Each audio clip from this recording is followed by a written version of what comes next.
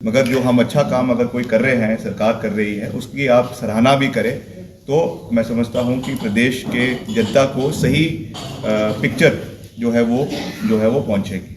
बाकी आप जानते हैं कि मुझे मंडी संसदीय क्षेत्र से कांग्रेस पार्टी का प्रत्याशी बनाया गया है और हमने कुछ ही दिन पहले यहीं पर ही एक बैठक करी थी जिसमें हमने पार्टी के सभी वरिष्ठ कार्यकर्ताओं को बुलाया था। उस टाइम में मैं यहाँ पे पार्टी के ऑब्जर्वर के रूप में एक यहाँ पे जो है मंत्री के रूप में यहाँ पर आया था, क्योंकि मेरी यहाँ पे ड्यूटी लगाई गई थी। मगर फिर इस तरीके की परिस्थितियाँ बनी कि पार्टी हाईकमांड ने ये निर्णय लिया कि वो एक युवा उम्मीदवार को यहाँ से जिताना चाहते हैं। हालांकि जो हमारी वर्तमान सांसद है और यहाँ से पार्टी की अध्यक्षा भी हैं श्रीमती प्रतिभा सिंह जी, उनका कार्यकाल मैं समझता हूं कि बेशक कम रहा है, 2.5 साल का कार्यकाल रहा उनका, 1.25-2 साल का, मगर उसमें भी उन्होंने करीबन 17.5 लाख रुपए अपनी सांसद निधि से 17.5 करोड़ रुपए अपनी सांसद निधि से हर विधानसभा क्षेत्र में करीबन ऑन एन एवरेज 60 लाख रुपए, 60 से 65 लाख रुपए हर विधानसभा क्षेत्र के अंदर दिए हैं। और खास करके जो आपदा का दौर था उसमें वो हम लगातार क्षेत्र के लोगों के बीच में बनी रही, इलाके में दौरा किया, इलाके को कैसे इस बाढ़ से बाहर निकालना है, चाहे वो पंचबख्तर मंदिर है, चाहे वो आपका पिंडों का इलाका था जो क्षतिग्रस्त हुआ, चाहे द्रंग का इलाका था जो क्षतिग्रस्त हुआ, बंजार का इलाका था, सैंज का इलाका था, कुल्लू मनाली का इलाका था, सरकाघाट का इलाका था, आपके थुनाग में हम खुद गए जहाँ पर ऊपर पूरा थुनाग की पहाड़ी से जो है पेड़ जो है कीचड़ के साथ नीचे आए और पूरा थुनाग का जो बाजार है वो कीचड़ के अंदर तब्दील हो गया था।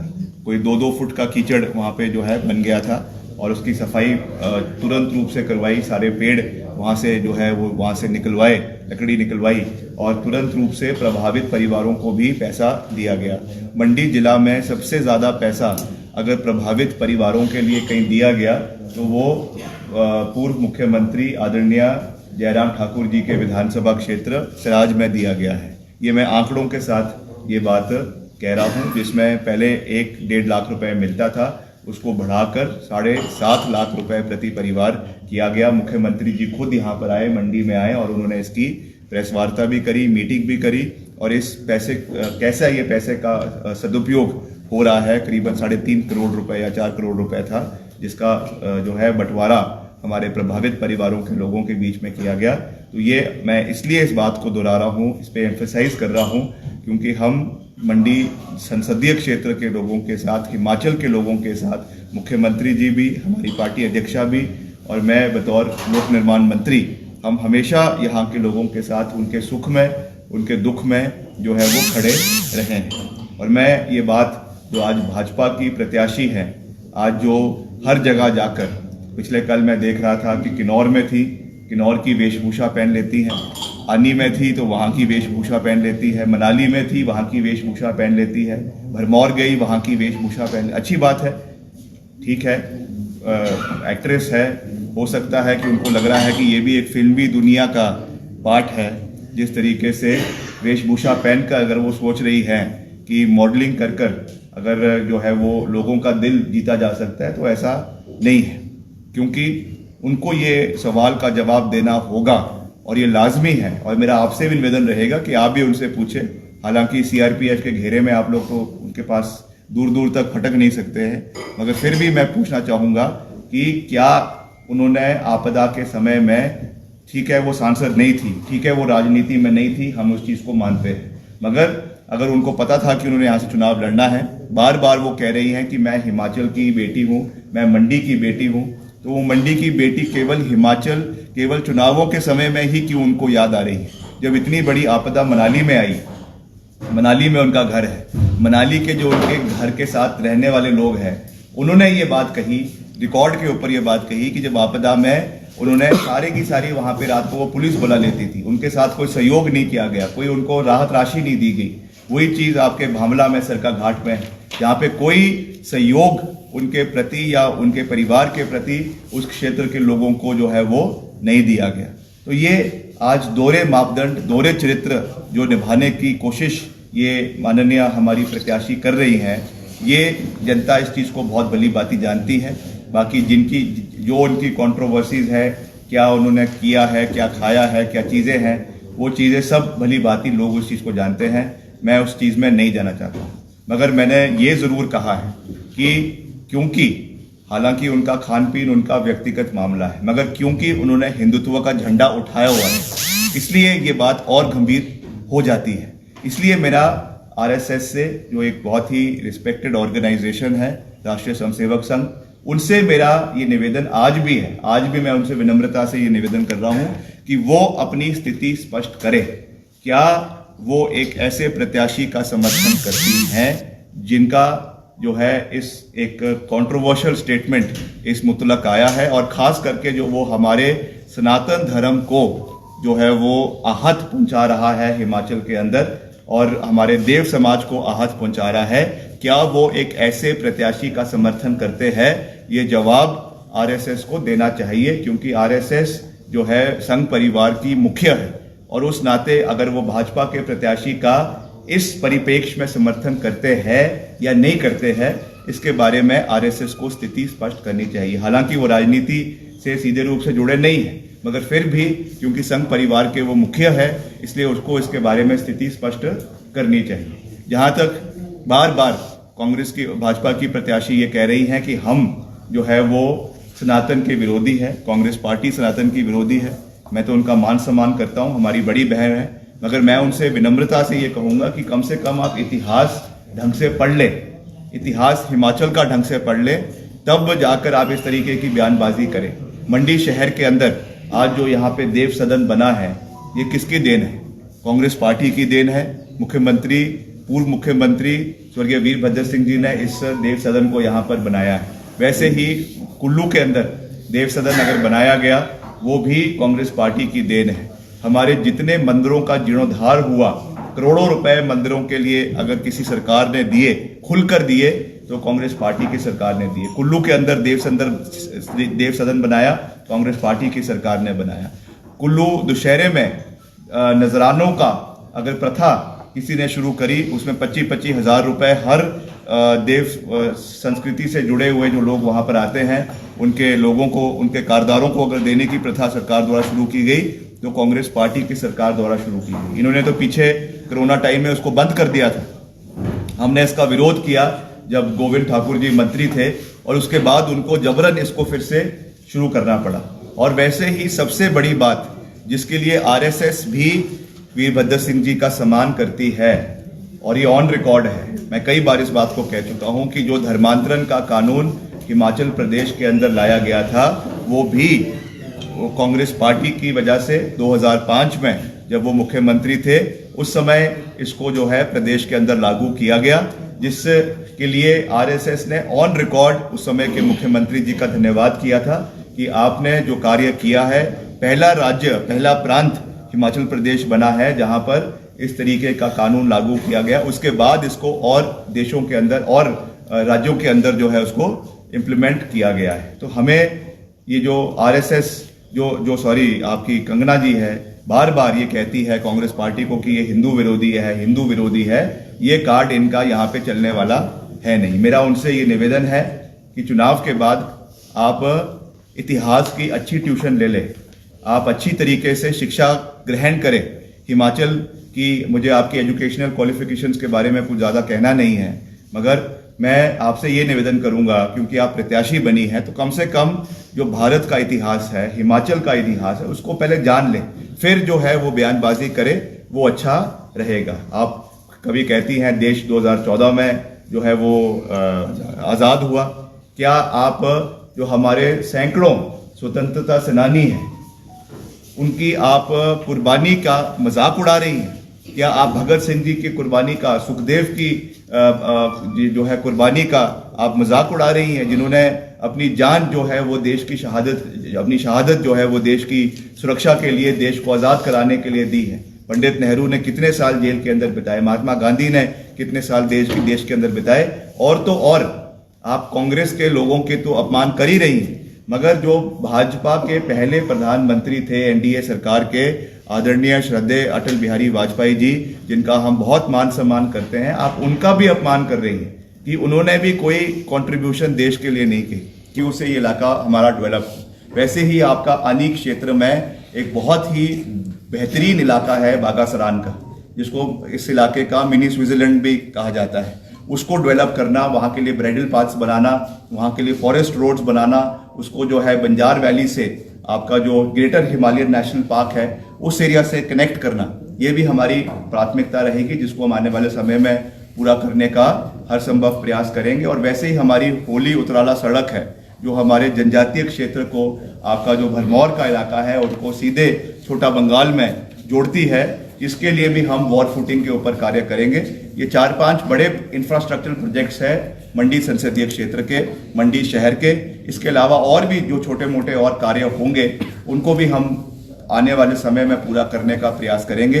मंडी संसदीय क्षेत्र के साथ हमारा एक बहुत पुराना रिश्ता है, मेरे परिवार का एक बहुत पुराना रिश्ता है। मेरे पिताजी यहाँ से 3 बार यहाँ से सांसद रहे हैं। श्रीमती प्रतिभा सिंह यहाँ से 3 बार सांसद रही हैं, और पंडित सुखराम जी जो यहाँ के बहुत वरिष्ठ कदावर नेता थे, वो भी यहाँ से 3 बार जो है वो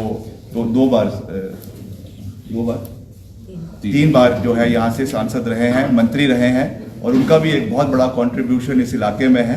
तो कांग्रेस पार्टी का ये गढ़ है। ये ठीक है कि 2014 में मोदी लहर में यहाँ से पंडित राम स्वरूप शर्मा जी यहाँ से जीते थे, और ये भी एक बहुत दुर्भाग्यपूर्ण बात है कि आज भारतीय जनता पार्टी उनके बारे में कोई बात ही नहीं कर रही है। उनकी जो उनकी मृत्यु हुई बहुत ही एक रहस्यमय तरीके से उनका सुसाइड हुआ। उनके परिवार के लोगों ने, उनके बेटे ने कई बार इस विषय को उठा चुके हैं कि हमको इसके अंदर इन्वेस्टिगेशन चाहिए, मगर क्या कारण है कि उनके बारे में कोई भी इन्वेस्टिगेशन जो है वो आज तक नहीं हुई। वो इतने कदावर नेता थे, 2 बार यहाँ के सांसद रहे, रिकॉर्ड मतों से यहाँ से जीते, फिर भी उस बारे में जो कार्य नहीं हो रहा है ये बहुत दुर्भाग्यपूर्ण है। उसके बाद ब्रिगेडियर साहब आए, ब्रिगेडियर कुशल ठाकुर जी आए, उनको यहाँ से टिकट दिया गया।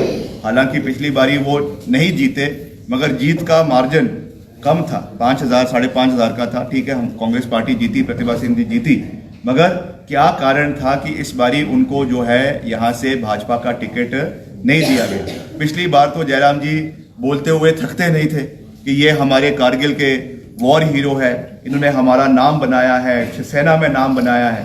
तो क्या वो नाम अब जो है वो खत्म हो गया? अब इतनी जल्दी उनको भूल गए? और क्या कारण है कि आपको मुंबई से पैराशूट के माध्यम से यहाँ पे कैंडिडेट को उतारना पड़ा? क्या आरएसएस के, क्या इनके और समर्पित, कई हमारे सुंदरनगर से भी एक कैंडिडेट थे, उनका टिकट अजय राणा जी, उनको टिकट नहीं दिया गया। महेश्वर सिंह जी जो बहुत कदावर नेता कुल्लू के हैं, वो भी टिकट के फ्रे में थे, उनको भी टिकट नहीं दिया गया। एक बिहारी जी है आपके करसोग से, वो भी टिकट के फ्रे में थे, उनको भी नहीं दिया गया। जो यहाँ पे इंचार्ज है इनके पार्टी के, पूर्व मंत्री है आदरणीय गोविंद ठाकुर जी, वो भी टिकट के फ्रे में थे। सारे डेडिकेटेड लोग हैं पार्टी के, सबके टिकट काट कर एक पैराशूटी नेता को मुंबई से यहाँ पे लाने का क्या औचित्य है? इसका जवाब जो है वो आदरणीय जयराम ठाकुर जी को भी और मंडी के और लोगों को भी, भाजपा के और लोगों को भी, अपनी क्षेत्र की जनता को देना चाहिए। अंत में मैं यही कह सकता हूँ कि हमारा विजन बिल्कुल साफ है।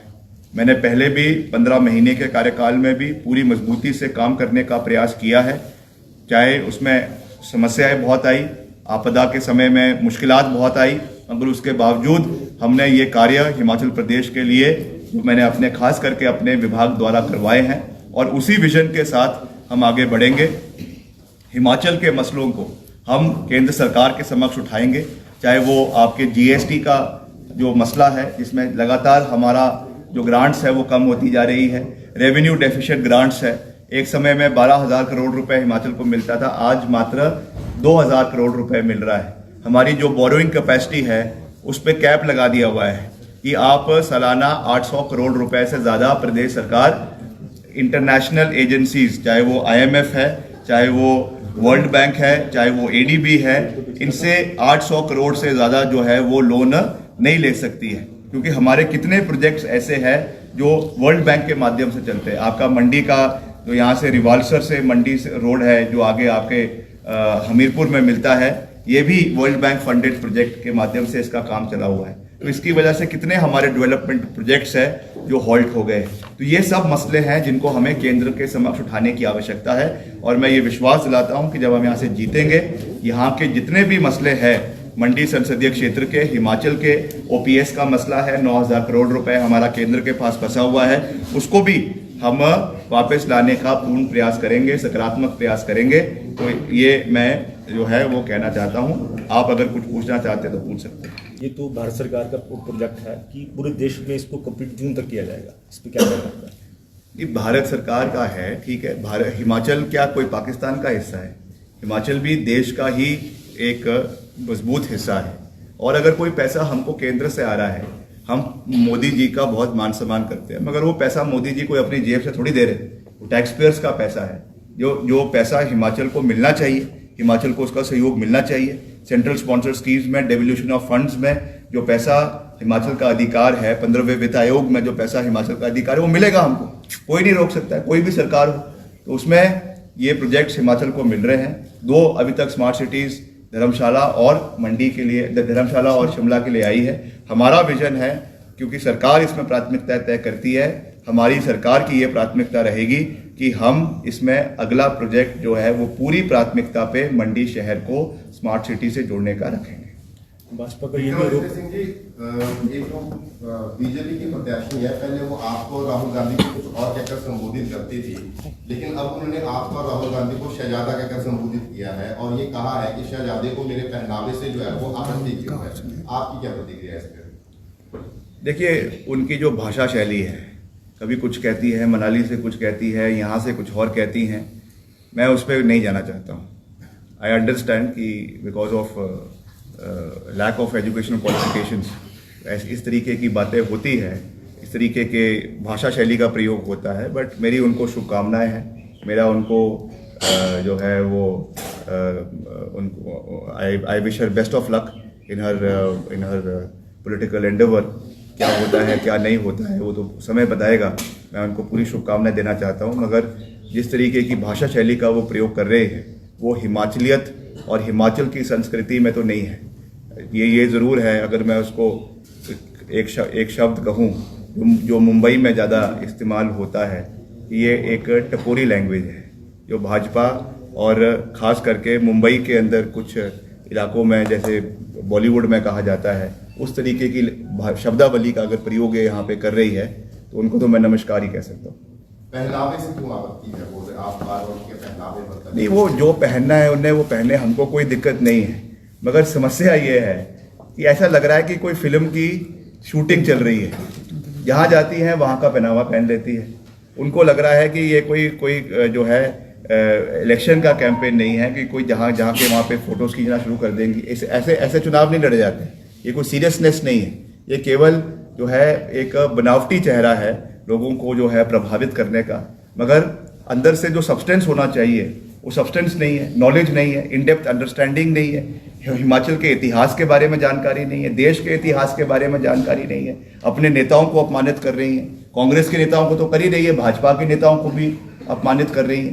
तो ये बाहर का जो एक वो है, एक दिखावा है, बनावटीपन है, उससे लोगों के दिल नहीं जीते जाते हैं। आप सब्सटेंस बताइए।